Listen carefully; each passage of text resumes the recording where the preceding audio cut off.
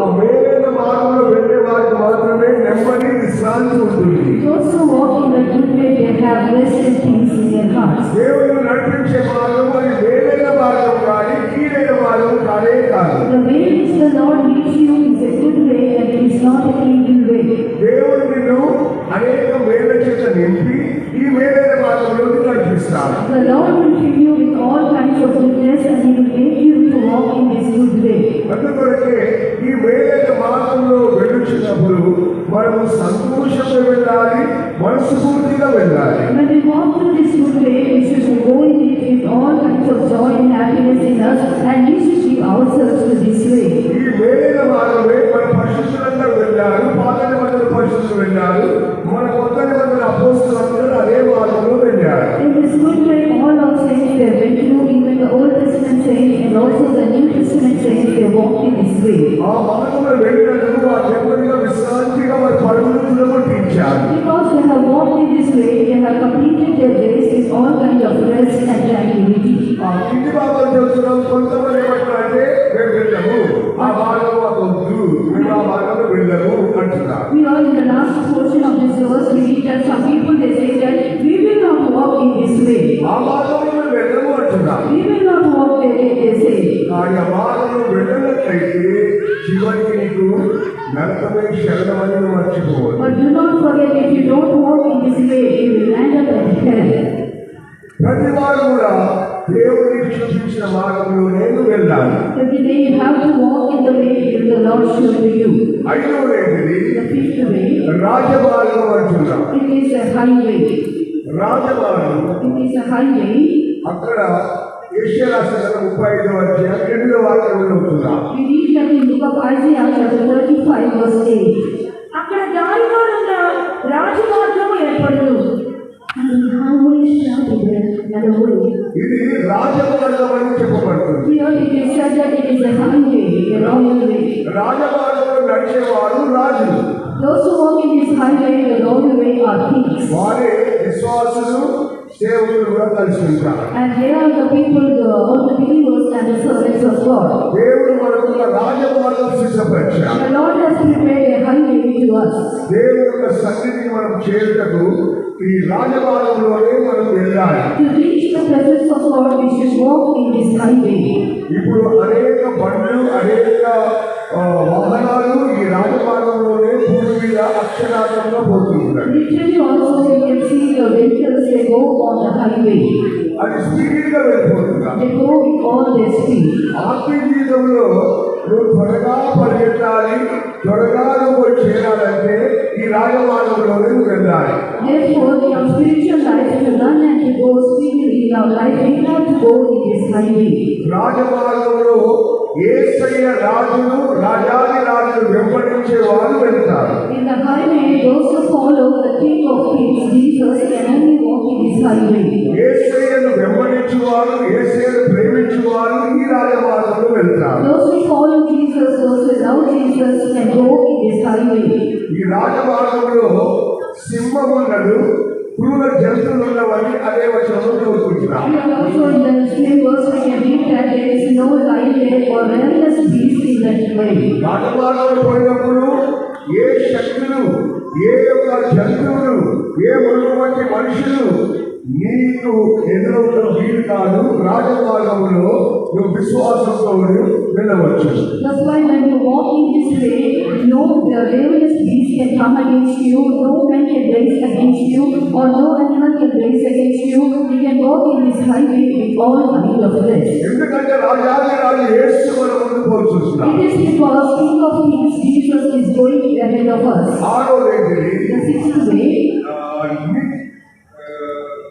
నీతి మార్గం. it is the way of righteousness. మన జీవితంలో ఒక నీతి మార్గం ఉంది. There is a way of righteousness in our life.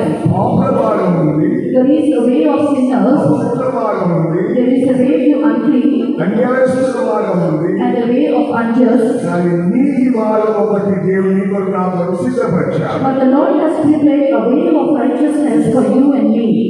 నిర్గమకాండము 23వ అధ్యాయము 3వ వాక్యం. You can read that in Exodus chapter 23 and verse 3.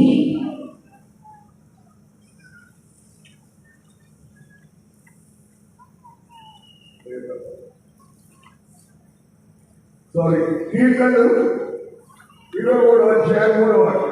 Psalm 23 verse 3. నా ప్రాణంలో వారి సేవలించుచున్నాడు, తన నామమును బట్టి నీతి మార్గములలో నన్ను నడిపించుచున్నాడు.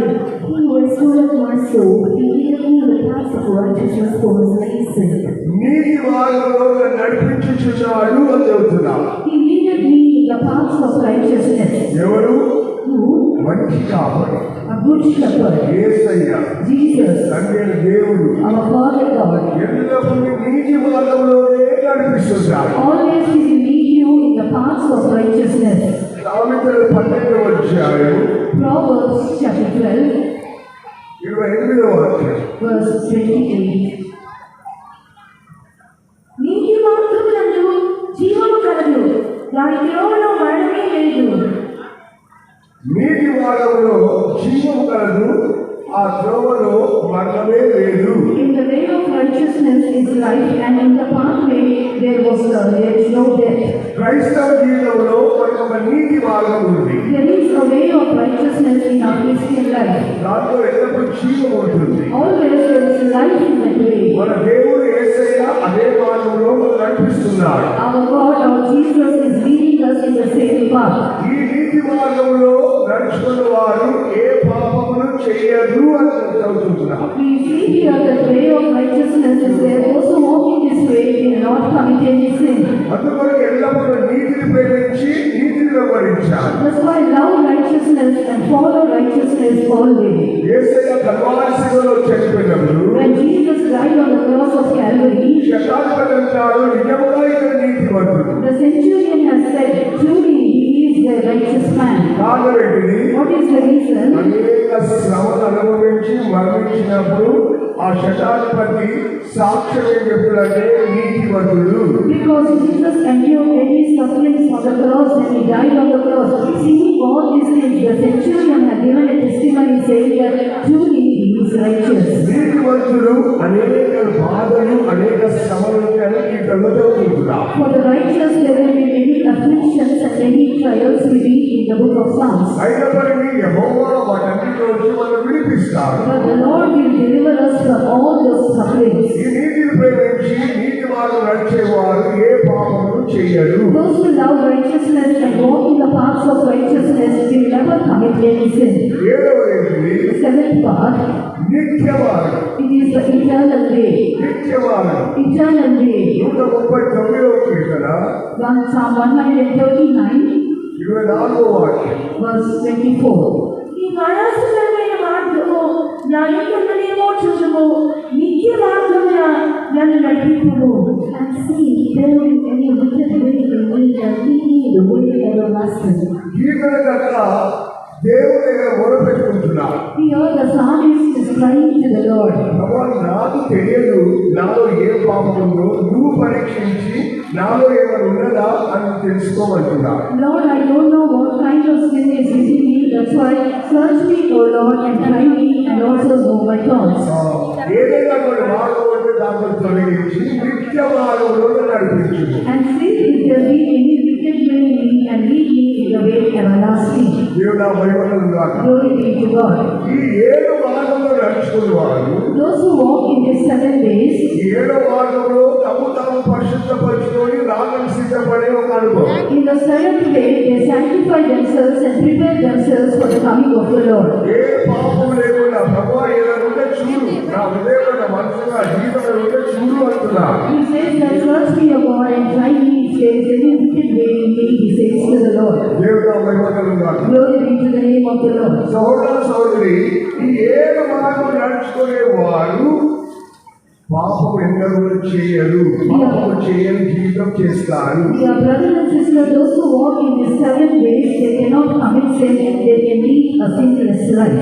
తప్పగా 7 మార్గంలో వెళ్ళాలి, అది అభ్యాసం చేయాలి. That's why you have to go through these 7 ways and also you have to exercise yourself. అప్పుడే కానీ నువ్వు ఏ పాపం చేయకుండా జీవించగలవు. Then only you can live a life without doing any sin.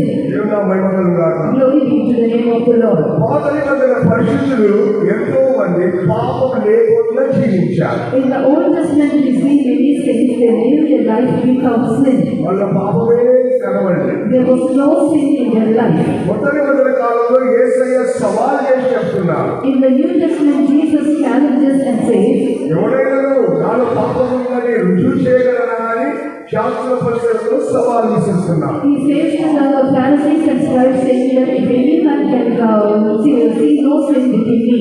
సహోదరి అదే యేసయ్యతో సింహాసనం కూర్చోవాలి, అదే యేసయ్యతో యుగాయుగములు జీవించాలి. Dear brother and sister, you should sit on the same throne of Jesus, and you have to be with Jesus forever and ever. ఏ పాపం చేయని యేసయ్యతో నేను సదాకాలం ఉండాలి. You should be with Jesus who has done no sin at all. అలాగైతే పాపం చేయొచ్చా?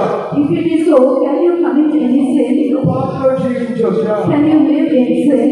పాపమును ప్రేమించి దాన్ని వెంబడించొచ్చా? Can you love sin and follow it? సహోదరి పాపము చేయకూడదని బైబిల్లో రాయబడింది. Dear brother and sister, it is written in the word of God that we should not do any sin. పాపము చేయని వారు పాపము లేకుండా కనిపెట్టి వారు కొరకే యేసయ్య రెండోసారి ప్రత్యక్షమయ్యాడు. Jesus is going to appear the second time, those who live a life without sin, those who live a sinless life. అలాగైతే మానవుడు ఎందుకు పాపం చేస్తున్నారు? If it is so, why does man commit sin? లేదా విశ్వాసుల సేవకులు ఎందుకు పాపములకు చోటిస్తున్నారు? If it is so, why do servants of God and believers they give room to sin? వారు ఆయన మార్గంలో నడుచుచు ఏ పాపములు చేయరు. It is said that they will walk in His ways and they will do no sin. అటువంటి వారికే రాకడు. Only for such people is the coming of the Lord. అలాగైతే ఎందుకు పాపం చేస్తున్నారు? If it is so, why do you commit sin? ఒక 7 కార్యములు మీ జీవితం ఉందేమో చూడాలి. You have to examine and see 7 things are there in your life. మొట్టమొదటి చూసినప్పుడు Firstly, when you see, మానవ జీవితంలో ఉన్న అవివేకను బట్టే వాడు పాపం చేస్తారు. it is because of the disobedience that is seen in the life of man, they commit sin.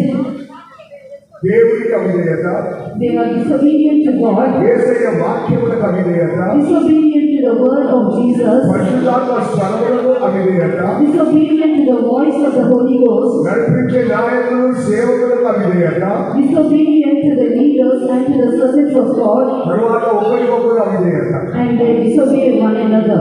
ఇలాగ అవిధేయత ఆత్మ ఎక్కడుందో అక్కడ పాపములకు చోటు ఉంది. Where there is the spirit of disobedience, then there is room to commit sin. రోమ 5:19 వాక్య ప్రకారం According to Romans chapter 5 verse 19, ఏదైనా ఒక మనిషిని అవిధేయత వల్ల అనేకులు పాపులుగా హేళన చేయబడరు అని మనం చదువుతున్నాం. here we read that for as by one man's disobedience, many were made sinners.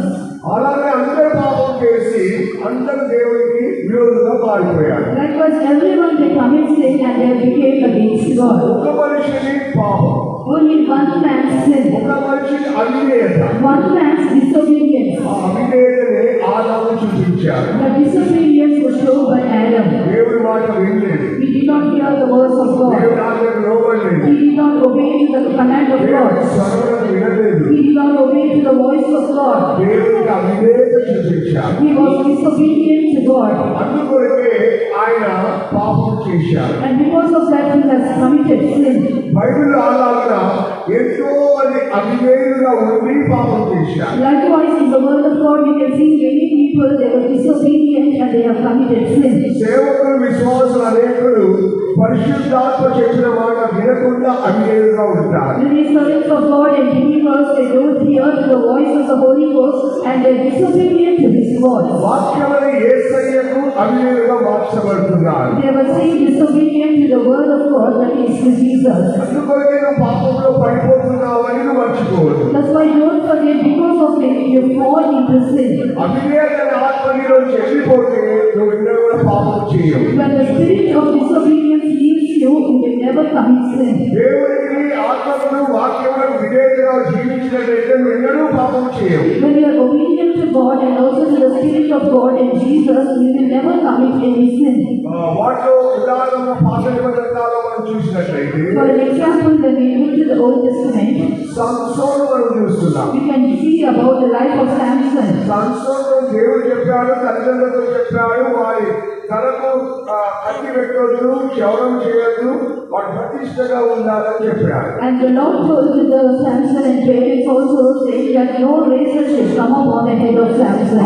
ఆయన పాపంతో ఆటలాడుకుంటా చివరికి తన ప్రతిష్టను పోగొట్టుకున్నాడు, తన జనలను క్షౌరం చేయించాడు. And because he prayed in sin, he lost all his health and he committed sin in his life. దేవుని యొక్క మాటలు ధృవీకరించాడు. And he despised the word of God. అందుకొరకే దేవుడు అతను విడిచిపెట్టిపోయాడు, తన బలమంతా కూడా తగ్గిపోయింది. Because of that, the Lord has left me, he lost all his strength. నీ ప్రతిష్టను పగలగొట్టిన దినమున నువ్వు బలహీనమైపోతావు, నీ కన్ను కూడా గుడ్డిగా మారిపోతుంది, పరిశుద్ధాత్మనే నీ విడిచిపెట్టి వెళ్ళిపోతావు. When you break your concentration, then you will lose all the power of God and you will lose all your eyes also, and the Holy Spirit will lead you. రెండవది సౌలు. And the second is Saul. సౌలు కూడా దేవుడి మాట అవిధేయుడిగా జీవించాడు. Even Saul was disobedient to the word of God. అమాలేకులను సంపూర్ణంగా నిర్మూలన చేయలేదు. The Lord said to destroy Amalekites utterly, but he did not do so. సమూయేలు యొక్క స్థలంలోకి వచ్చి బలి చెల్లిస్తున్నాడు. He came to the place of Samuel and he offered a sacrifice to God. ఆ అవిధేయత వల్ల తన ఆత్మను పోగొట్టుకున్నాడు, తన రాజ్యం నష్టమైంది. Because of his disobedience, he lost his spirit and he lost his kingship. అందులో రోమ 5:12 ఏం చెప్తున్నాము? So God in Romans 5:12. ఒక మనుషుని ద్వారా పాపము ద్వారా మరణము లోకంలో ప్రవేశించెను. As by one man sin entered into the world, and the death by sin, and so death passed upon all men. ఈ రాత్రిగా పరీక్షించుకోవాలా, మనము అవిధేయులుగా జీవిస్తున్నామా? Tonight we have to examine and see, are we disobedient to God? పాపం చేయడం కారణము అవిధేయత. The reason to commit sin is that you are disobedient. రెండోది మానవుడు ఎందుకు పాపం చేస్తున్నాడు? Secondly, why does man commit sin? విశ్వాస సేవకులు ఎందుకు పాపం చేస్తున్నారు? Why do servants of God and believers they commit sin? వారు దేవుని భయము లేదు. They don't have the fear of God. దేవుని భయం లేని వారే పాపం చేస్తారు. Those who don't have the fear of God, they do sin. దేవుని భయం లేదని కీర్తనలో మనం చదువుతున్నాం. In Psalms we read that they don't have the fear of God. ఇక దుష్టులకును తర్వాత పాపులకును దేవుని భయం బొత్తిగా లేదంటున్నాం. We read here that to the wicked and to the sinners they don't have the fear of God. దేవుని భయం ఉన్న వారు ఎవరు పాపం చేయరు. Those who have the fear of God, they will never commit sin. అయ్యో నేను పాపం చేస్తున్నాను, దేవుడు నరకంలో పడేస్తానని భయం ఎవరుకుందో ఆ పాపం ఏదైనా చేయరు. Those who have the fear that if I commit sin, the Lord will put me to hell, and those who have such a fear cannot commit any sin. నేను పాపం చేస్తే దేవుడు శిక్ష నాకు వస్తుంది, న్యాయ తీర్పు నాకు వస్తుందని భయపడతాను. They fear that if I commit sin, the punishment of the Lord will come upon me, and the judgment will come upon me. They fear God. ఉదాహరణకు యోసేపు. For an example, we can see Joseph. యోసేపు జీవితకాలం కూడా పాపం చేయలేదు. Joseph has not committed sin in his life. పాపం చేసే తరుణము అతనికి అవకాశం ఎంతగానో ఉంది. Many opportunities have come for Joseph to commit sin. పోతేపరు భార్యతో పాపం చేయటకు, ప్రతిదిన పాపం చేయటకు అతనికి అవకాశం ఉండే. He has an opportunity to commit sin with Potiphar's wife every day. కానీ ఆదికాండం 42:18 వాక్యం ఏమంటున్నాడు? But what we read in Genesis chapter 42 verse 18, అక్కడ అంటున్నాడు, ఇంత ఘోరమైన పాపం నేను ఎలాగూ చేస్తాను అని భయపడుతున్నాను. నేను దేవుని భయపడేవాడు. he said that I fear God, and how can I commit such an horrible sin in the sight of God? నేను దేవునికి భయపడేవాడను అని చెప్తాడు. He says that I fear God. ఇంత ఘోరమైన పాపం ఎలాగూ చేయాలని ఆదికాండం 39:9 వాక్యం చెప్తున్నాడు. In Genesis chapter 39 verse 9 we read that how can I commit such a great sin? నా దేవునికి విరోధంగా ఘోరమైన దుష్కార్యం నేను ఎలాగూ చేయగలను అంటాడు. He says that how can I commit such a great wickedness in the sight of God? సోదరి అనేక సేవకులు విశ్వాసులు ఈ చివరి కాలంలో దేవుని భయం పోగొట్టుకొని పాపములకు చోటిస్తున్నారు. In this last days, many servants of God and believers they lose the fear of God and they give room to sin. దేవుని భయం యోసేపు ఉంటే కనుక అతను పాపం చేయలేదు, పాపం నుండి పారిపోయాడు. Because Joseph has the fear of God, he went away from that sin. రెండవది ఆయన సహోదరులను ప్రేమించాడు. ప్రేమించాడు. And secondly, he loved his brethren. శత్రువులైన తన సహోదరులు ప్రేమించాడు. Even though they were enemies, he loved his brethren. తను తీసుకుపోయి గోతులు పడేసి బానిసగా అమ్మివేసిన సహోదరులను క్షమించాడు. He was forgiven his brethren who was put him into a pit, and after that he was sold as a slave. ఆ సహోదర ప్రేమ అతనిలో ఉండే కనుక ఏ పాపము చేయలేదు. Because he has the brotherly love within him, he did not commit any sin. దేవుని భయముతో మనం జీవించినట్లయితే మన పాపం ఎన్నడూ చేయము. When we live with the fear of God, we will never commit sin in our life. మూడోది What is the third thing? యాకోబు మొదటి అధ్యాయం 14-15 చదివినప్పుడు When we turn to James chapter 1 verses 14 and 15, స్వకీయ దురాశలను అనుసరించడం వల్ల పాపం చేయించున్నాడు. because they were driven away by their own lust, they commit sin. ప్రతి వాడు స్వకీయ దురాశల చేత ఈడవబడుచున్నాడు. Everyone is drawn away by his own lust, మనం కలుపబడి ఆ పాపములకు బానిసగా మారుతున్నారు. and they were enticed by it, and they become a slave to that sin. దురాశ గర్భం ధరించి పాపం కడుతుంది. Here we read that all kinds of lust also they bear it, and they give birth to sin. పాపం పరిపక్వమై మరణం కడుతుంది. When it is finished, it gives rise to death. దీంట్లో ఒకటే ఒక కారణం ఏంటంటే స్వకీయ దురాశలు. The one reason of it is their own lust.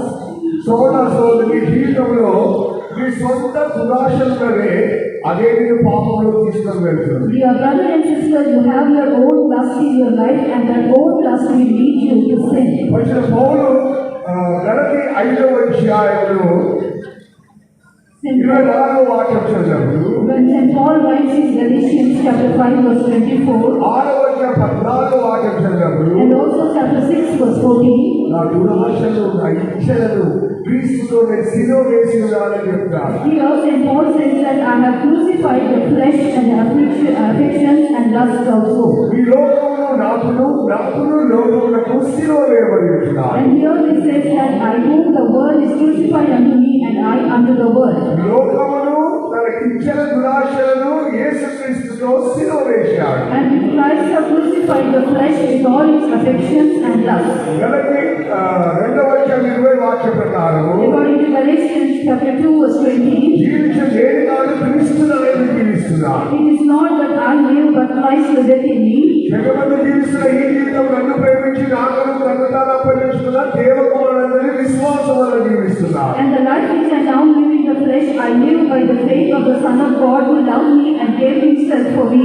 నీ ఇచ్చలు నీ కోరికలు లోకమున్న వాటిని నువ్వు సిలువ వేస్తే ఎన్నడూ పాపం చేయవు. When you crucify all your affections and lusts and the world, then you can never commit sin in your life. నువ్వు క్రీస్తు సిలువ వేయబడ్డావని మర్చిపోవద్దు. You should not forget that you are crucified with Christ. అక్కడ ప్రజలంతా యేసు నుంచి నువ్వు దేవకుమారులైతే సిలువ నుంచి దిగిరాని పిలుస్తున్నా. The people over there mocked Jesus, saying that if thou be the Son of God, come down from the cross. యేసే దిగిరాలేదు. But Jesus did not come down. ఆయన దిగొచ్చినట్లయితే నీవు నేను ఇక్కడ ఉండేవాడిని కాదు. If Jesus might have come down that day, you and me cannot be seated in his place. నీ కొరకు నా కొరకు కల్వారి సిలువ నుంచి దిగిరాలేదు, సిలువను అనుభవించి మరణించాడు. He did not come down from the cross of Calvary for your sake and my sake. He endured all kinds of sufferings on the cross. సహోదరి, మన జీవితంలో సిలువ వేయబడిన అనుభవం మనకు ఉన్నట్లయితే ఏ పాపము మనం చేయము. Dear brother and sister, if we have an experience of being crucified with Christ in our life, we can never commit any sin.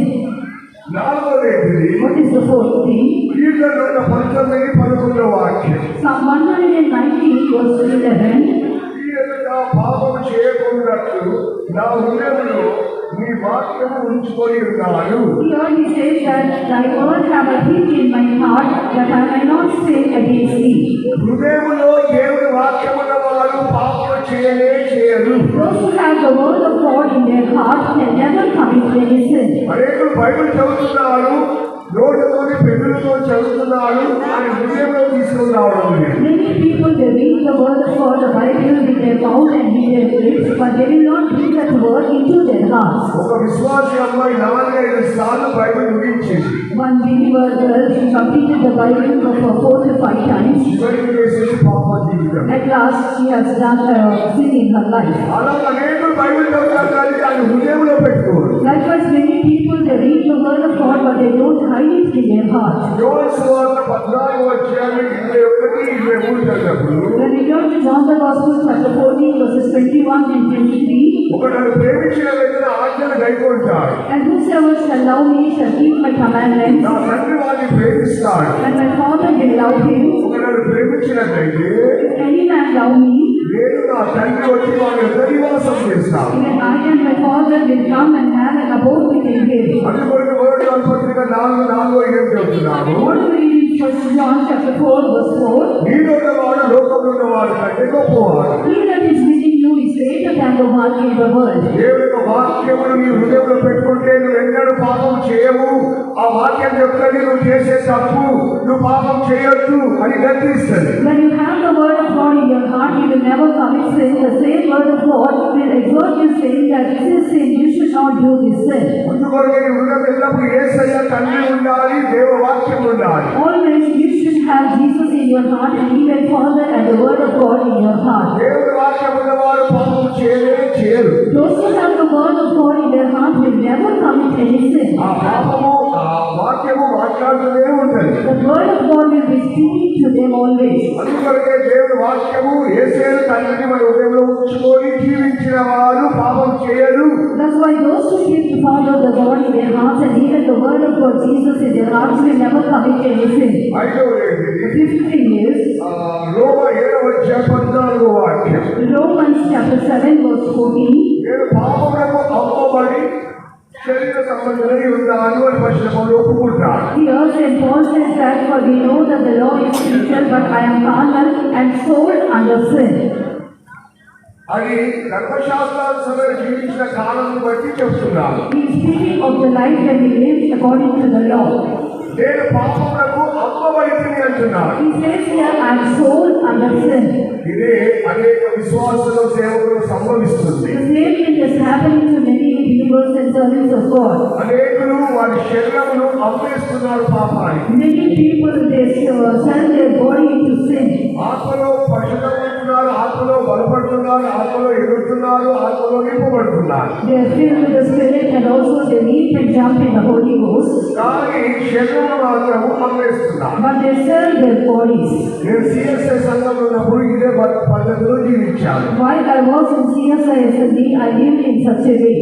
ఆత్మలో దేవుని ఏడ్చుకుంటే ప్రార్థన చేసేవాడు. In my spirit, I used to cry and weep and I used to pray. కానీ శరీరం మాత్రము లోకానికి పాపములకు అప్పగించేవాడు. But I gave my body to the world and to the sin. పెంటెకోస్తు వారే ఇలాగూ వారి శరీరమును పాపములకు అమ్మేస్తున్నారు. Now the Pentecostals, now they sell their body to sin and to the worldly things. రోమ 7:15 ఏమంటున్నారు? What do we read in Romans chapter 7 verse 15? ఇతడు ఆ పాపం చేయనది నాయందు నివసించే పాపమే కానీ నేను కాదు. Here he says that it is the sin that dwelleth in me and not I that commit sin. రోమ 7:20 ఏమంటున్నాడు? What do we read in Romans 7:20? నేను కోరిన దానిని చేసినలా దాన్ని చేయనది నాయందు నివసించే పాపమే కానీ నేను కాదు. Now if I do that I will not, it is no more I that do it, but my sin that dwelleth in me. సహోదర సహోదరి రాత్రి ఒకసారి పరీక్షించుకో. నీలో నివసిస్తున్న పాపమే సమయమును చూసి సందర్భం చూసి ఆ శరీరమును అమ్మేస్తున్నారు పాపాన్ని. That's why, dear brother and sister, examine and see this night that the sin that dwelleth in you, when such an occasion comes, such an incident comes, you will sell your body to sin. కారణం ఏంటంటే నీలో నివసిస్తున్న పాపం. It is because the sin that dwelleth within you. ఎంతో మంది తాగుబోతులు వారు తాగొద్దని తెల్లాలనుకుంటారు. సాయంకాలం అయినప్పుడు మనకి అదే కళ్ళు దుకాణంకు, సార దుకాణంకు, లేకపోతే బ్యాంక్ దుకాణానికి వెళ్ళిపోతారు. Many drunkards when we see, they always say that I should not drink today, I should not go to the toy shop. But when the evening comes, they will be led by the Spirit to the toy shop to drink liquor. అలాగే దొంగతనం చేసే వాళ్ళు దినమంతా దొరలు తిరుగుతూ ఉంటారు. రాత్రి అయిన వెంటనే కంట వేసి దొంగతనం చేస్తారు. Likewise, also the thieves when we see, they walk in a good way throughout the day, but when the night comes, they go and they also steal. నరహత్య చేసేవారు, వ్యభిచారం చేసేవారు కూడా అలాగే బాగానే ఉండాలనుకుంటారు. పోలీస్ స్టేషన్ పోతే మన శరీరం విరదు కొడతారు, చేయొద్దు అనుకుంటారు, కానీ టైం వచ్చినప్పుడు తిరిగి అదే పాపం చేస్తారు. Likewise, those who kill others and also the adulterers, they think that we should not do this sin again. But when the time comes, they knew very well they will be taken to the police station, but still they commit sin. పాపము అది నీలో ఏలుబడి చేయడం ద్వారా, అది నీలో నివసించడం ద్వారా నీకు తెలియకుండా నువ్వు పాపం చేస్తున్నావని మర్చిపో. Do not forget that because sin reigns over your life, without unknowingly you go and commit the sin again and again. అందుకోసం సోదరి రాత్రి వేళ ఆ నీలో నివసిస్తున్న పాపం తీసి బయట పారేయాలి, యేసయ్యను చెప్పి ఆ పాపం యొక్క నుంచి తొలగించుకోవాలి. That's why you should remove the sin that dwelleth in you. You have to tell Jesus about your sin and be delivered in that sin. అందుకొరకే మనలో పాపం నివసించకూడదు. That's why sin should not dwell within us. పాపం నివసించుటకు స్థలం ఇవ్వకూడదు. You should not give any room for sin to dwell within you. ఉదాహరణగా కొంతమందికి కోపము అది తమ స్వాధీనంలో ఉండదు, కంట్రోల్లో ఉండదు. There are some people when you see they have anger and they will not have any control over it. కోపం వచ్చినప్పుడు ఎవరు కొట్టేస్తారా, ఏం చేస్తారా, ఇంట్లో ఏం సామాన్ పగల కొడతారో అది తెలియదు. We don't know what they will do when they get angry. They beat others, they also throw the things and break many things, and they don't know what they are doing. కానీ కోపపడు వారు పాపం చేస్తున్నారని బైబిల్లో ఉంది. But it is written in the word of God, those who have this spirit of anger within them, they are committing sin. ఎప్పుడైనా నువ్వు ఏడ్చి ప్రాణం చేసావా, ప్రభువా నా కోపం తీసేయి, నా జీవితం నుంచి కోపం తీసే అని అడిగావా? Have you ever prayed in the presence of God in tears, saying that Lord, take away this spirit within me? అలాగే ప్రతి పాపం Likewise, every sin. నీలో నివసిస్తున్నది, అందుకని నువ్వు పాపం చేస్తున్నావు. Because that sin dwelleth within you, you commit sin. కానీ మనం చదివిన వాక్య భాగములో వారు ఆయన మార్గంలో నడుచుచు ఏ పాపము చేయరు. But the portion we have read earlier is that they walk in the way of the Lord and they commit no iniquity. అందుకొరకే పాపం లేని ఒక జీవితమే చేయడం దేవుడు మనం పిలిచాడు. Because the Lord has called us to live a sinless life. ఈ రాత్రి అటువంటి పాపం ఏదైనా కానీ కన్నీరు విడిచి దాన్ని నువ్వు తొలగించుకోవాలి. Tonight, if you have any kind of such sin in your life, you have to shed tears and take away that sin from you. ఆరో పాపం ఏంటి? What is the sixth thing? మొదటి సమయంలో 12వ అధ్యాయము 23వ వాక్యం అందరికి తెలిసిన వాక్యం. Familiar verse was 1 Samuel chapter 12 verse 23.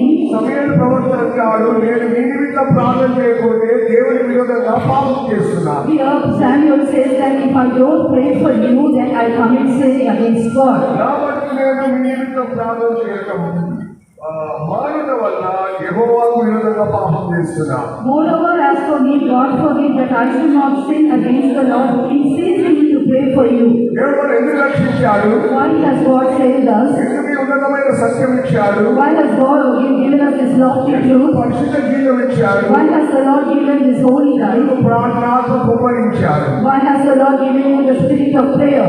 సంఘానికి, ఈ సేవకులకు, నశించిపోతున్న ఆత్మలకు దివారాత్రములు ప్రార్థన చేయగలిగే దేవుడు మనల్ని ఎన్నుకొని ఉంటున్నాడు. The Lord has chosen us so that we may pray for the church, for the perishing souls and all others. Day and night the Lord has chosen us. మనం ప్రార్థన చేయనట్లయితే మనం దేవునికి విరుద్ధంగా పాపం చేస్తున్నాం. If we do not pray, then we are committing sin against God. వారు ఆయన వాళ్ళు నడిచి ఏ పాపం చేయరు అని ఉన్నది. It is written, they walk in His ways and they do commit no iniquity. నీతి మార్గం నడిచేవారు, పరిశుద్ధ మార్గం నడిచేవారు, జీవ మార్గం నడిచేవారు ఎల్లప్పుడూ ప్రార్థన చేస్తూనే ఉంటారు. Those who walk in the way of righteousness, those who walk in the way of life, and those who walk in His ways, always they will pray. అందువల్ల మన జీవితంలో ప్రార్థన జీవితం మర్చిపోవద్దు. ప్రతి దినం మన ప్రార్థన సమయంలో తప్పనిసరిగా ప్రార్థించు ఉండాలి. That's why we should not lose the spirit of prayer, and in the hour of prayer we have to sit and pray in His presence. ఏడవది ఏంటిది? The seventh thing is యోహాను రాసిన పత్రిక 3వ అధ్యాయం 4వ వాక్యం. 1 John chapter 3 verse 4. పాపం చేయి ప్రతివాడు ఆజ్ఞను అతిక్రమించును, ఆజ్ఞాతిక్రమమే పాపం. Whosoever committed sin transgresses the law, and for sin is the transgression of the law. దేవుడు మహిమ కలుగుగాక. Glory be to God. ధర్మశాస్త్రం అనేది మోషే ద్వారా దేవుడు మనకు బయలుపరిచాడు. The law was given by Moses. ధర్మశాస్త్రమే దేవుడు ఇచ్చిన ఆజ్ఞలు కట్టడములు. The law is the commandment of the Lord, the precepts of the Lord. ఈ ఆజ్ఞ కట్టం నెరవేర్చు వారే నిర్దోషమైన మార్గం నడుచుచు దేవుని వెతుకువారు. Those who do all these commandments and the laws are also they are undefiled and they walk in His ways. ధర్మశాస్త్ర ప్రకారంగా ఆజ్ఞలన్నిటి నెరవేర్చాలి. According to the law, we have to do all His commandments. కానీ పది ఆజ్ఞ నెరవేర్చిన పాత నిబంధన కాలంలోనే అనేకులు తప్పిపోయారు. But in the Old Testament itself, we can see many people they couldn't follow the 10 commandments. మన కొత్త నిబంధన కాలంలో యేసయ్యతో కొంత యవనస్తులు వచ్చారు. When the young man came to Jesus in the New Testament, పరలోక రాజ్యం పోవాలని ఏం చేయాలి? what I should do to enter into the kingdom of heaven? యేసయ్య అంటాడు ధర్మశాస్త్రంలో ఆజ్ఞలన్నీ నువ్వు అనుసరించాలి. Jesus told him that you have to do all the commandments of the law. యవనస్తుడు అంటాడు, ప్రభువా నేను బాల్యం నుండి నేను అన్ని ఆజ్ఞలు అనుసరించానంటున్నాడు. Here the young man says that right from my childhood I have done all the commandments of the Lord. యేసయ్య ఆశ్చర్యపోయాడు. Jesus marveled at him. ఎందుకంటే ధర్మశాస్త్రం నెరవేర్చడానికి కొరకే యేసయ్య దిగొచ్చాడు కొత్త నిబంధన కాలం. Because in the New Testament, because they couldn't do the commandments of the law, Jesus came down to this world. అయితే ఆ యవనస్తుడు మాత్రము అన్ని ఆజ్ఞలు కైకొంటున్నాడు. But this young man, when we see, he has done all the commandments of the law. యేసయ్య నీకు ఒకటే ఒకటి పొందుంది, నువ్వు అన్ని అమ్మేసి బీదరికి ఇచ్చేసి నన్ను వెంబడించమన్నాడు. But Jesus said, you lack one thing, sell all your possessions and give to the poor and follow me. ఆ ఆజ్ఞకు లోబడలేదు. He did not obey this commandment. ధనవంతుడైనందుకు తిరిగి వెళ్ళిపోయాడు. Because he was rich, he turned back. 10 ఆజ్ఞల్లో ఒక్క ఆజ్ఞ తప్పిపోయినా కానీ వాడు ధర్మశాస్త్రం మీరిపోయాడు. And because he has not done one commandment in the Old Testament, he did not fulfill the law. యేసయ్య ఏం చేశాడు? What did Jesus do? ఈ 10 ఆజ్ఞలను 2 ఆజ్ఞలుగా మార్చాడు. Jesus made his 10 commandments into 2. ఆ 2 ఆజ్ఞలు ఏంటిది? What are those 2 commandments? నీ దేవుని పూర్ణ హృదయంతో ప్రేమించాలి. Love thy God with all thy heart. మత్తయి సువార్త 2వ అధ్యాయము 37-38. Matthew the Gospel chapter 22 verses 37 and 38. అందుకైన నీ పూర్ణ హృదయంతో నీ పూర్ణ ఆత్మతో నీ పూర్ణ మనసుతో నీ దేవుని ప్రేమించాలి. Here it is said, you have to love thy Lord thy God with all thy heart, with all thy soul, and with all thy mind. ఇది ముఖ్యమైనది మొదటి ఆజ్ఞ. This is the first and the great commandment. పదార్థంలో 4 ముఖ్యమైన ఆజ్ఞలు మొదటి ఆజ్ఞకు సంబంధించింది. And the Old Testament, after the 10 commandments, the first 4 commandments are come to this one commandment. తగిన 6 పొడుగు వారిని ప్రేమించే దాంట్లో ఇమిడి ఉంది. And the next 6 commandments are loving our neighbor. అందుకొరకే నీ సహోదరుని ప్రేమించవలెను రెండవ ఆజ్ఞ. That's why the second commandment is that you love thy neighbor. ఈ 2 ఆజ్ఞలు నెరవేర్చకుంటే నువ్వు పాపం చేస్తూనే ఉంటావు. If you don't do these 2 commandments, you will be committing sin.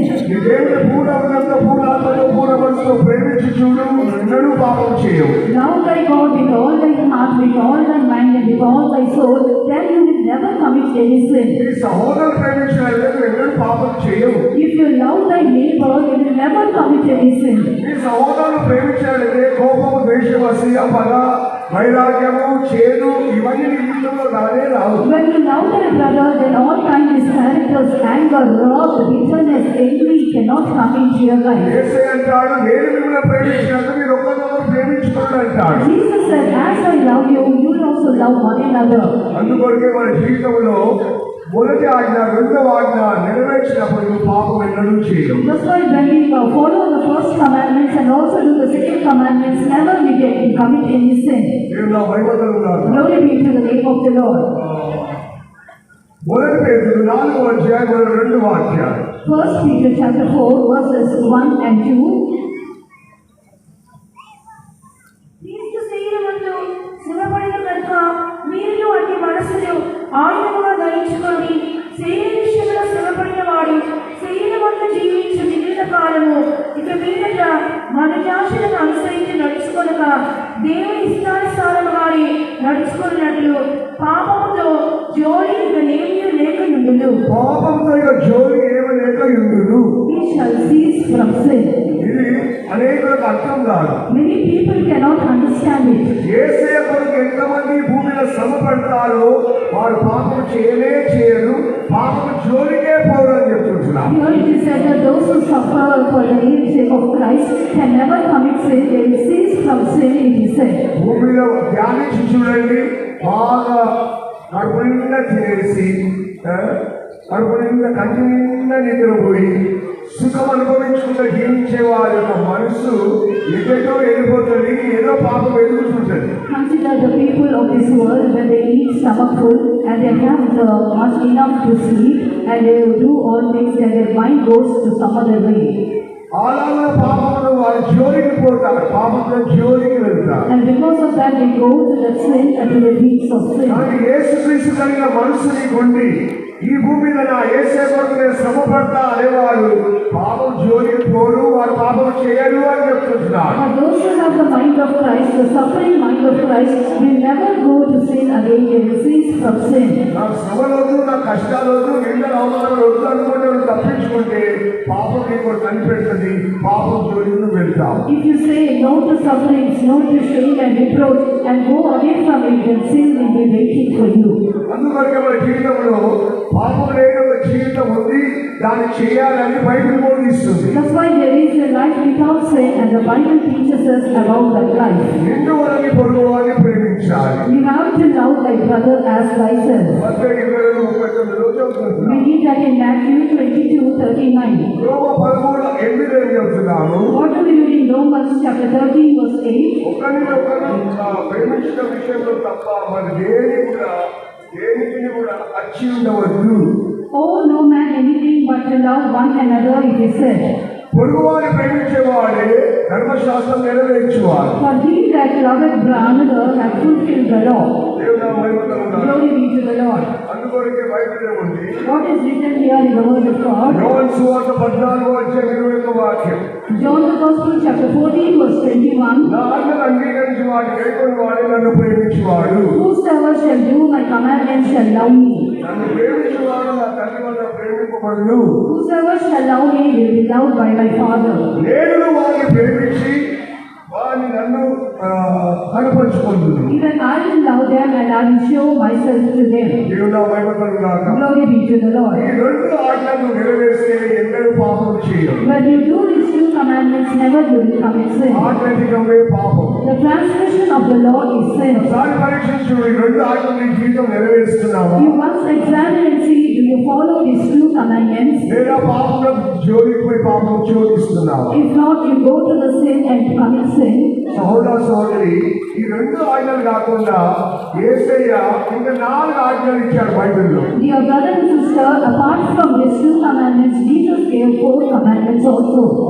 మొదటి ఆజ్ఞ ఏంటిది? What is the first commandment? అపొస్తలుల కాలం 17:30 వాక్యం. We read that in Acts of the Apostles chapter 17 and verse 13. ఆ అజ్ఞాన కాలంలో దేవుడు చూడనట్టుగా ఉండేది. ఇప్పుడైతే అందరూ మారు మనసు పొందవలనని వారికి ఆజ్ఞాపిస్తున్నారు. And the times of this ignorance God declared, but now commanded all men everywhere to repent.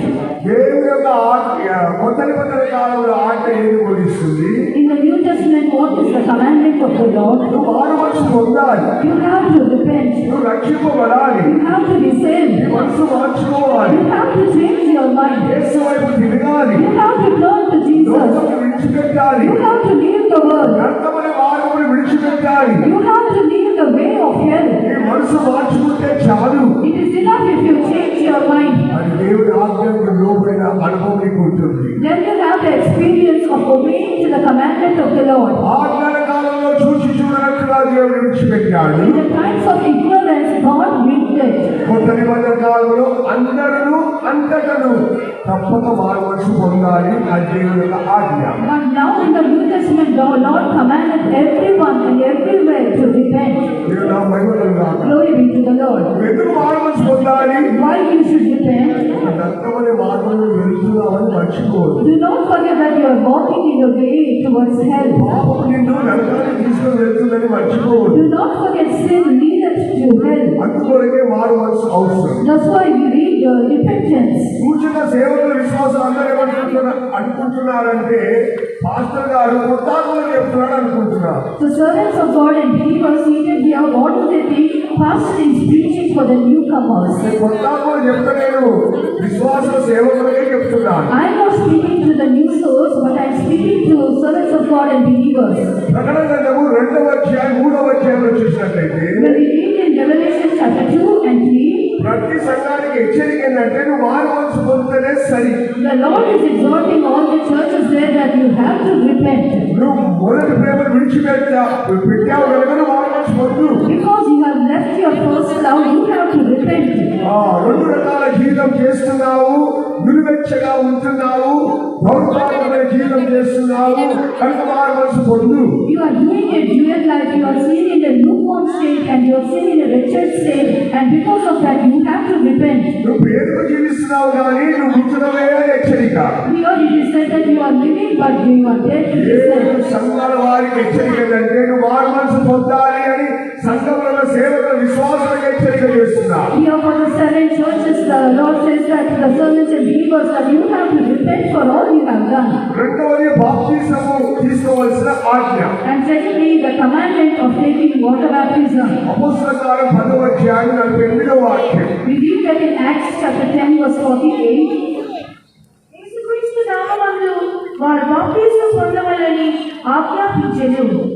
యేసుక్రీస్తు నామములో బాప్తిసం పొందాలని వారు కమాండ్ చేశారు, ఆజ్ఞాపించారు. And he commanded them to be baptized in the name of the Lord. కొర్నేలి కుటుంబమంతా కూడా పరిశుద్ధాత్మ అభిషేకం పొందుకున్నారు. The household of Cornelius they received the anointing of the Holy Ghost. పేతురు ఈయన కారణపరచగలరా, తప్పనిసరిగా బాప్తిసం పొందాలని ఆజ్ఞాపిస్తున్నారు. Here Peter says that can any man furnish water that they should be baptized. ఎంతమంది కూర్చున్నారో బాప్తిసం పొందని వారు తప్పక బాప్తిసం పొందాలి. Those who are seated here and not baptized, all of you should be baptized. బాప్తిసం పొందనట్లయితే పరలోకం నీకు లేదు, దేవనీతి నీ దగ్గర లేదు. If you don't have water baptism, you don't have heaven, and there is no righteousness of God within you. యేసయ్య బాప్తిసం పొందాడు, బాప్తిసం ఇచ్చి యోహాను చేతిలో నీతిని నెరవేర్చాడు. And Jesus also took water baptism in the hands of the John the Baptist, and he has fulfilled all righteousness. అందువల్ల తప్పక బాప్తిసం పొందాలి. That's why it is very important for you to take water baptism. ఆజ్ఞను మర్చిపోవద్దు. Don't forget that it is the command of the Lord. అది ఆజ్ఞాధికమే పాపమని మర్చిపోవద్దు. And do not forget the transgression of the law is sin. బాప్తిసం ద్వారా 7 ఆశీర్వాదం ఉన్నది. There are 7 blessings through the water baptism. మొట్టమొదట అపొస్తలుల కార్యం 2వ అధ్యాయము 32వ వాక్యం. First of all, in Acts chapter 2 verse 38 we read, ఈ పాప క్షమాపణ నిమిత్తమై తప్పక బాప్తిసం పొందాలి. for your remission of sins you should be baptized. అదే అపొస్తలుల కార్యం 2వ అధ్యాయం 16వ వాక్యంలో In the same Acts chapter 22 verse 16, బాప్తిసం ద్వారా నీ పాపములను కడిగి వేసుకోవాలి. you have to wash away all your sins through baptism. మూడవది బాప్తిసం పొందడం ద్వారా నువ్వు రక్షింపబడతావు. Thirdly, through water baptism you are saved.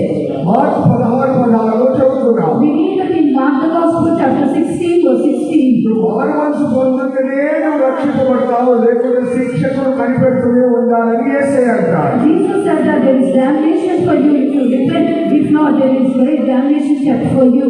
బాప్తిసం ద్వారా యేసుక్రీస్తును ధరించుకుంటావు. గలతీ 3వ అధ్యాయం 27వ వాక్యం. By Galatians chapter 3 verse 27 we read that through water baptism we put on Christ.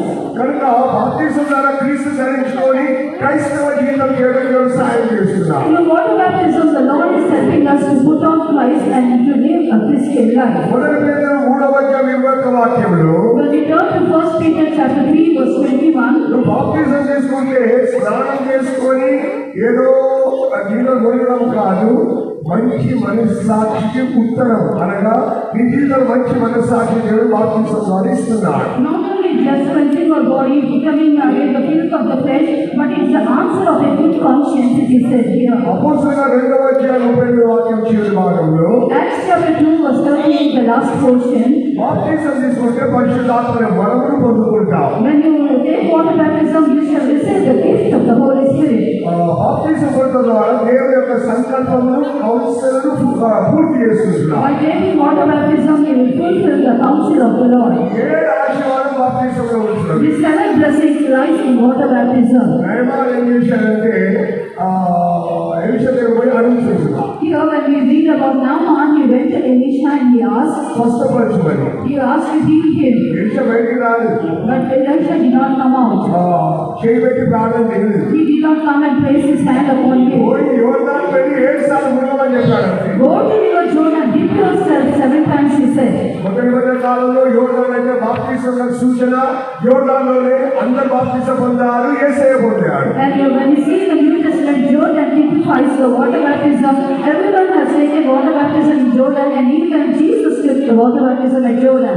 7 మార్లు మునిగితే చాలు అని అన్నాడు. He said, 7 times you did that, it is enough. ఇక బయటికి రాలేదు, నేను ఎవరో తెలియకుండా మాట్లాడాలని తిరిగి వెళ్ళిపోతున్నా. And he was very angry with him. He did not come out and he turned his chariot to go back. తన దాసుడు చెప్పాడు, అయ్యా ఆయన ఒక పెద్ద కార్యం చేయమని నువ్వు చేయవా, ఇంటి నీళ్ళలో ఉడవమన్నాడు కదా, పోయి ఉడుదన్నాడు. And when he said, if you command a great thing to you, will you not do it? Just he said, give yourself, go and do it, please. He ఎప్పుడైతే said, 7 కుమారులు మునిగాడో వెంటనే తన పసిపిల్ల దేవుగా మార్చమని కుష్ఠరోగం అంతా వెళ్ళిపోయింది. when he dipped himself 7 times in Jordan, then his whole body was changed into a body of a small child and his leprosy left him. కనుక బాప్తిసం పొందని వారు రేపే బాప్తిసం పొంది వెళ్ళాలి.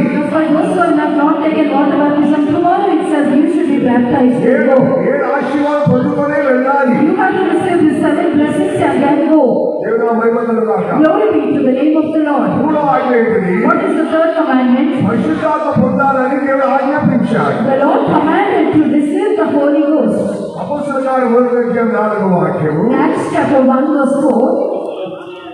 లూకా 24:49 వాక్యం. And also in Luke the Gospel chapter 24 and verse 49. నా తండ్రి వాగ్దానం పొందేంత వరకు మీరు రక్షణ కనిపెడుతూ ఉండాలి. And Jesus said, if you receive the promise of the Father, you have to wait in Jerusalem. పరిశుద్ధాత్మ శక్తి పొందేంత వరకు, పైనుండి శక్తి పొందేంత వరకు రక్షణ విడిచిపెట్టిపోవద్దని చెప్పాడు. And Jesus said, you should not leave Jerusalem until you receive the power from on high. దేవుని మహిమలు కాక. Glory be to the Lord. సోదర సహోదరి, పరిశుద్ధాత్మను తప్పక పొందాలి, అది దేవుని ఆజ్ఞ.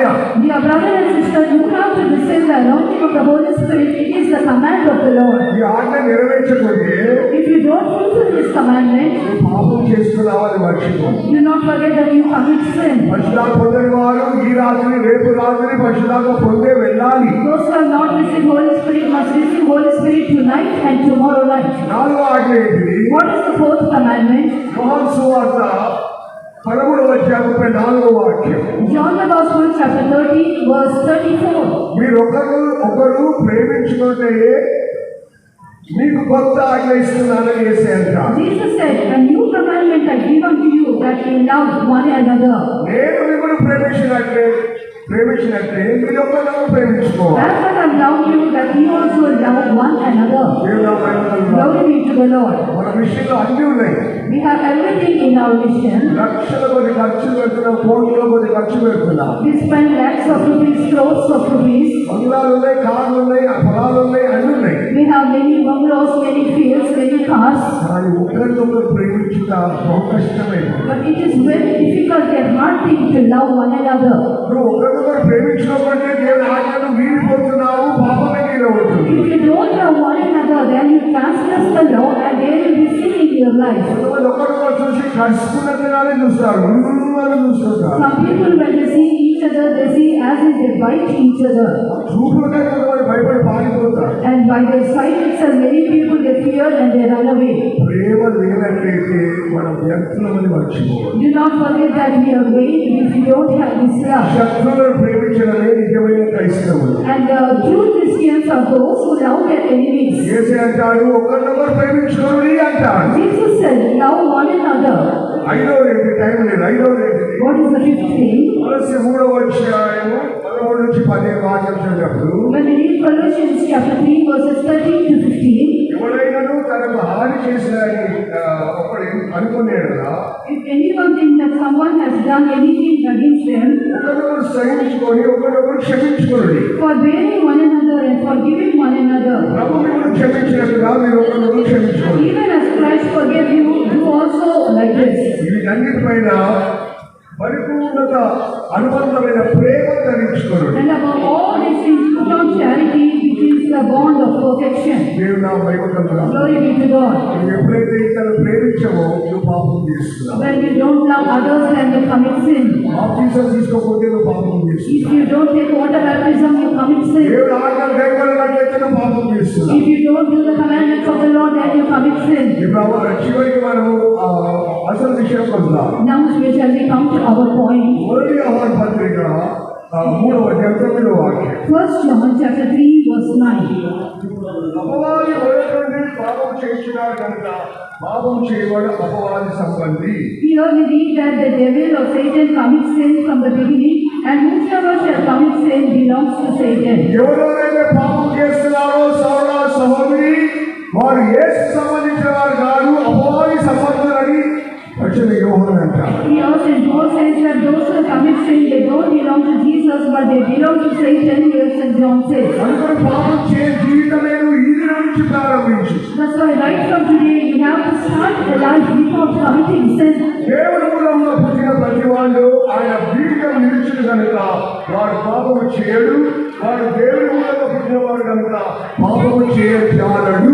Whosoever is born of God does not commit sin, for his seed remaineth in him, and he cannot sin because he is born of God. అనేక అంచనాలు పాపం చేయకుండా ఎట్లా జీవించాలి అని కష్టం అనుకుంటున్నారు. Many people they say that how can we live without committing sin? It is a difficult task, they say. దేవుని మూలంలో పుట్టినట్లయితే పాపము చేయవు, పాపం చేయజాలవు. If you are born of God, you cannot do any sin and you cannot go after sin. కొత్తగా జన్మించాలి, నీతి మూలంగా ఆత్మ మూలంగా జన్మించిన వారు పాపం చేయరు, పాపం చేయజాలరు. You should born again, you should be born of the water and also of the spirit, then you cannot commit any sin. అందుకొరకే పాపం లేని జీవితం చేయడానికి యేసయ్య మన కొరకు ఈ లోకంకి వచ్చాడు. Because Jesus came to this world so that we may live a life without sin.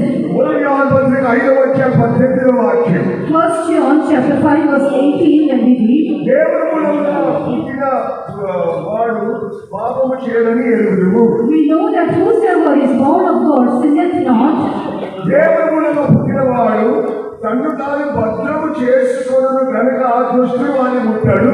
Because he that is begotten of God keepeth himself, and that wicked one cannot touch him. సహోదర సహోదరి, దేవుని మూలంగా పుట్టినవాడు ఎల్లప్పుడూ తన్ను తాను భద్రపరుచుకుంటాడు, కాపాడుకుంటాడు, పాపం చేయకుండా. Dear brother and sister, whosoever is begotten of God keepeth himself, he will preserve himself without doing any sin. దేవుడు మహిమను గాక. Glory be to the name of the Lord. వాడు పాపం చేయడు, చాలా భద్రంగా జాగ్రత్తగా ఉంటాడు. He will never commit sin. He will be very careful in his life. పాపములకు 3 అవకాశాలు వచ్చినా కానీ పాపం చేయడు వాడు. Even though he may get 10 occasions to commit sin, 100 occasions also he will never commit any sin. ఎందుకంటే వారే భద్రంగా కాపాడుకుంటారు. Because if they will preserve themselves, they will keep themselves. దేవుడు మహిమను గాక. Glory be to the name of the Lord.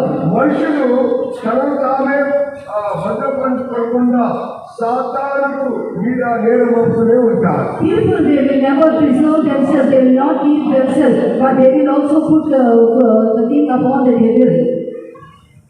దేవుని బిడ్డలు, సేవకులు, విశ్వాసులు వారు తమ తామే భద్రపరచుకొని కాపాడుకోకుండా సాతాను మీద నేరం మోపుతారు.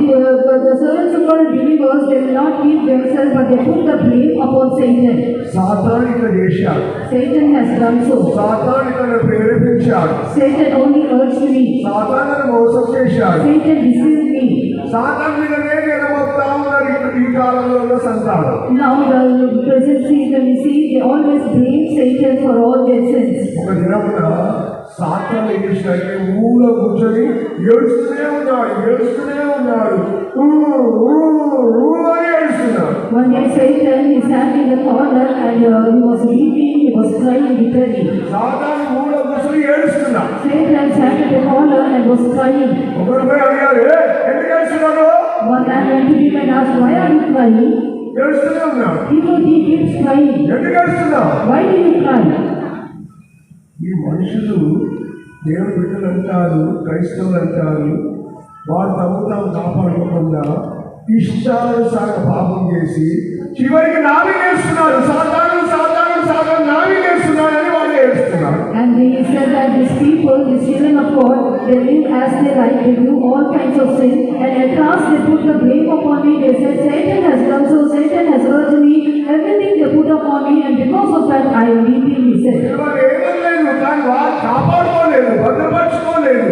కానీ సాతాను ఇంకా ప్రేరేపించాడు, సాతాను ఇంకా నా మీద ఏడుస్తున్నారని వీళ్ళు ఏడుస్తున్నారు. I cannot say anything, but they did not preserve themselves, they did not keep themselves themselves from committing sin. They have done everything and they put the blame upon me, and because of that now I sit and cry. సోదరా సోదరి, నువ్వు పాపం చేత ఈడబడి, ఇచ్చల చేత దురాశ చేత ఈడబడి, నీ యొక్క జీవితంలో పాపం చేయాలని ఒక ఆశ శరీరంలో అమ్మేసి పాపం చేసి వాడిని పెట్టే లాభం లేదు. నీ జీవితం భద్రం చేసుకోవాలి, అది పరిశుద్ధ జీవితం. Dear brother and sister, there is no use of putting the blame upon Satan, but you are drawn by your own affections and lusts, and you are drawn all by the sinful natures, and after that you don't preserve yourself, don't keep in yourself. సమయం లేదు కనుక పాపం లేకుండా ఎలా జీవించాలనేది ఇప్పుడు ఒక 5 విషయాలు చెప్తా, నేర్చుకోవాలి. Now you have to learn 5 things that how can we live a life without sin? పాపం లేకుండా ఎట్లా జీవించగలరు? How can you live a life without sin? ఎలా అది సాధ్యమవుతుంది? How it is possible to you? మొట్టమొదటి ఏంటిది? The first thing is కీర్తనలు 42 అధ్యాయం 2 వాక్యాలు. Psalm 42 verses 1 and 2. ఆయన ముఖం చూడాలని ఆశ ఉండాలి. You should have a desire to look at his face. తృప్పినీటి వాళ్ళ కొరకు ఆశించినట్టు దేవా నీ కొరకు నా ప్రాణం ఆశపడుచున్నది. Here he says that the heart panted after the water, so my soul panted after thee. నా ప్రాణం దేవుని కొరకు తృష్ణపడుచున్నది. My soul panted for my God. జీవం గల దేవుని కొరకు తృష్ణపడుచున్నది. My soul thirsted for God, the living God. దేవుని సన్నిధికి ఎప్పుడు వచ్చేది? When shall I come and appear before God? ఆయన సన్నిధిలో నేను ఎప్పుడు కనబడదు. When shall I appear before his presence? ఇది కీర్తనకర్త కన్నీళ్లతో ప్రార్థన చేసి తృష్ణపడి దేవుని యొక్క ముఖం వెతుకుతూనే ఉన్నాడు. Here we see psalmist, he has a longing to see the face of God, and because of that he has a thirst, he panted for God. ప్రతిదినము దేవుని చూడాలా, దేవుని వెళ్ళాలి, దేవుని సన్నిధిలో చేరాలి, పరలోకమాలనే వారికి పాపం చేయరు. Every day when you have a thirst like this to see God, to appear before God, you will never commit sin in your life. లోకంలో వాటి గురించి కృష్ణ అంటే సినిమా చూడాలా, కార్టూన్ చూడాలా, వాట్సాప్ చూడాలా, యూట్యూబ్ చూడాలా, ప్రతి విధమైన పాపములు చూడాలని ఆశ ఉంటే నువ్వు ఎలాగ పడకపోవడం తెలియదు. నా చివరికి పాపం చూపిస్తా. If you have a thirst and longing for the world, always you have a thirst to see on YouTube or Facebook and other kinds of WhatsApp, and how can you appear in the presence of God? How can you be part of His coming? మోషే దేవుని ముఖం చూడాలని ఆశపడ్డాడు. Moses has a desire to see the face of God. ఎవరైనా నా ముఖం చూసి ఎవరు బతికినో లేడన్నాడు. But the Lord said, no man has seen me and he lived. కానీ ఆయన వెనుక భాగం నుంచి ప్రభువును చూశాడు. But he saw him by the very side. అలాగే మన జీవితంలో పౌలు ఏమంటాడు Philippi 1:23లో, When we turn to Philippians chapter 1 verse 23, నేను వెనుకపై క్రీస్తుతో కూడా ఉండవలని నాకు ఆశ ఉన్నది. and he said that I have a desire, I leave here and I go to the Lord. ఆశ ఉన్నవాడు దేవుని ముఖం చూడాలి, పరలోకం వెళ్ళాలి. ఆశ ఉన్నవాడు పాపం చేయరు వాడు. Those who have a desire to be with God, those who have a desire to see the face of God, to reach heaven, can never commit sin. కొలస్సీ 3:3 వాక్యాలు చూసినట్లయితే, When we turn to Colossians chapter 3 verses 1 to 3, మీరు క్రీస్తుతో కూడా లేపబడిన వారైతే if we then will descend with Christ, పైన వాటి వెనుక కానీ పుస్తకమైన వాటి వెనుకబడి seek those things which are above, don't you seek the things which are on the earth, క్రీస్తు దేవుని కుడిపార్శ్వంలో ఉన్నాడు. where Christ sitteth at the right hand of God. అందుకొరకు మీ జీవము క్రీస్తులో కూడా తండ్రి యొక్క దాచిపెట్టబడ్డది. Your life is hid in Christ with God. ఎల్లప్పుడూ ప్రభు ముఖం చూడాలి, ఎల్లప్పుడూ పోయి ప్రభుతో చేరాలి, పైన వాటిని వెలుగుతుండాలి. అటువంటి వారు పాపం ఎన్నడూ చేయరు. Those who have desire always to appear before God, to see, to go to heaven, they will never commit sin in their life. ఎప్పుడు 12 వచ్చేప్పుడు 3 వాక్యాలు చూసినట్లయితే, When we read from Hebrews chapter 12 verses 1 to 3, విశ్వాస ప్రత్యేకతను కొనసాగించి యేసు వైపు చూస్తూ పట్టణ రంగంలో ఓపికతో పరిగెత్తారు. let us run with patience the race that is set before us, looking unto Jesus, the author and finisher of our faith. సులువ చిక్కుల పాపములు భారములు తొలగించుకుంటారు. And they will leave all sin and all kinds of sin that besetting them. ఎప్పుడు 12:4-5 చెబుతున్నాము. What do you read in Hebrews 12:4 and 5? మీరు పాపంతో పోరాడినంతగా రక్తం కారణంతగా ఇక పోరాడలేదంటాడు. We have not yet resisted unto blood, striving against sin. దేవుని చిత్తం చేసేవారు ఎన్నడూ పాపం చేయరు. Those who do the will of God will never commit sin. మరి గీతలో 43:10 చెబుతున్నాము. We read that in Psalm 143 verse 10. నీవు నా దేవుడవు, నీ చిత్తానుసారంగా ప్రవర్తించడం నాకు నేర్పించుము. You are my God and teach me how I should do your will. 1 Thessalonians 4:3-7 వాక్యం చదివినప్పుడు, chapter 4, verses 3 to 7. ఏమన్నాడు? మీరు పరిశుద్ధులుగా పిలువబడ్డారు. The Lord said here, you are called unto holiness. జాగ్రత్తగా దూరంగా ఉండుడి అంటాడు. That's why you go away from adultery. దేవుడు చిత్తం చేసేవారు పాపం చేయనే చేయరు. Those who do the will of God, they will never commit any sin. అందువల్ల ఎప్పుడు 9వ అధ్యాయం 28 చదువుతున్నాము. What do we read in Hebrews chapter 9, verse 28? పాపం లేకుండా కనిపెట్టి వాడి నిమిత్తమై యేసయ్య రెండోసారి వస్తున్నాడు. Jesus is going to appear for the second time. Those who look ardently for him without sin. వాడు ఆ మార్గంలో నడుచుచు పాపం చేయరు అంటున్నాడు. Here it is said that they walk in his ways and they don't commit any iniquity. అందుకో సోదర సోదరి ఒక పాపమే జీవితమే కొత్త సంవత్సరంలో ప్రారంభించు. That's why in this new year you start a life without sin. నా దేవుడు ఎంతోసేపు ఏడ్చొచ్చాను. ప్రభువా నేను ప్రసంగం నాకు ముఖ్యం కాదు, నేను ఆ జీవితంలో పరిపూర్ణంగా పర్ఫెక్ట్ గా చేయాలి. I prayed with tears and I cried in the presence of God before coming here. It is not a great thing that I preach to others, but I should live a life without sin. ప్రభు రెండు సందర్భాల్లో చెప్పాడు. In two occasions Jesus said, యోహాను సువార్త 8వ వాక్యం, John chapter 8 verse 11, పాపం స్థితితో వ్యభిచారి స్థితితో యేసు ఒక మాట అన్నాడు. here Jesus said to that sinful woman, the adulterous woman, Jesus said a word, ఇద్దరు పాపము చేయకము. don't commit sin no again. యోహాను 5:14 చదువుతున్నాము. Again we read John chapter 5 verse 14. 38 ఏళ్ల నుండి వ్యాధితో పడిన వ్యక్తిని చూసి ఏమన్నాడు? What did Jesus say to the man who was sick for 30 years? కేవలం కలిసి ఏమన్నాడు? Jesus met him in the temple and what did he say? ఇక ఘోరమైన సమస్య రాకుండా ఇద్దరు పాపం చేయదు. Jesus said, sin no more, lest a worse thing happen unto you. యేసయ్యను ఎందుకు రక్షిస్తున్నాడు? Why did Jesus save you? యేసయ్య ఎందుకు పరిశుద్ధ జీవితం ఇచ్చాడు? Why did Jesus give you a holy life? పాపం చేయకుండా జీవించడానికి. You should commit sin no more. అందులో సోదర సోదరి వ్యాధి నీ జీవితం వచ్చినా కానీ ప్రభు స్వస్థపరుస్తాడు. కానీ స్వస్థపడిన తర్వాత నువ్వు పాపం చేయకుండా జీవించాలి. But if you fell sick, Jesus will heal you.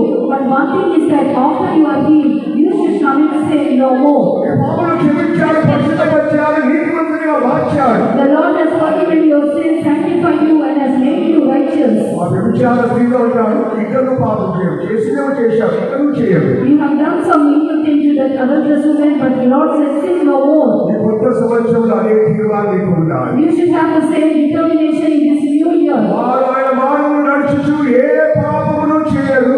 They shall walk in his ways, they will do no iniquity.